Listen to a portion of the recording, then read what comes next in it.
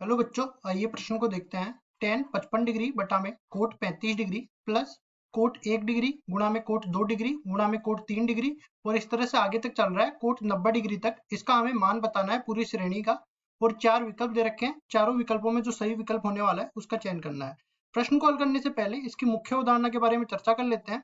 मुख्य अवधारणा, तो यहाँ पे देखो त्रिकोणमिति में हम लोग कुछ सूत्र पढ़ने वाले हैं।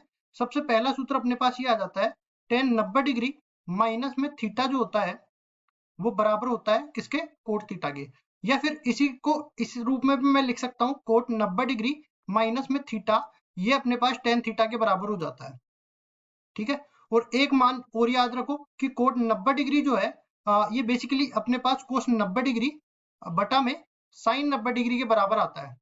अब कोस 90 डिग्री का मान कितना होता है, 0 के बराबर, और साइन 90 डिग्री का मान 1 के बराबर, तो 0/1 कुल मिला के 0 के बराबर हो जाता है। अब चलते हैं सवाल को हल करने। सवाल में जैसा कि हमें दिया गया है, पहले तो पूरी श्रेणी को लिख लेते हैं। पूरी श्रेणी को y के बराबर मान लेते हैं। ये अपने पास दे रखा है tan 55 डिग्री और बटा में कोट 35 डिग्री, कोट 35 डिग्री। अब देखिए प्लस में आगे क्या दे रखा है, कोट 1 डिग्री गुणा में कोट 2 डिग्री गुणा में कोट, ये गुणा है कोट 3 डिग्री, और ये आगे तक चल रहा है इस तरह, ये आगे तक चल रहा है गुणा के रूप में, और कहाँ तक हो रहा है, ये कोट 90 डिग्री तक गुणा हो रहा है। तो देखो इसको आगे मैं सरल करता हूँ, y बराबर में सीधा सा हमारे पास सूत्र tan में मैं लगा दूंगा, tan 90 डिग्री माइनस में थीटा जो है कोट थीटा के बराबर होता है। तो ये 55 डिग्री जो है इसको मैं क्या लिख सकता हूँ, tan 55 डिग्री को लिख सकता हूँ 90 डिग्री माइनस में 35 डिग्री। ठीक है, और नीचे कितना है, नीचे अपने पास पहले से दे रखा है कोट 35 डिग्री।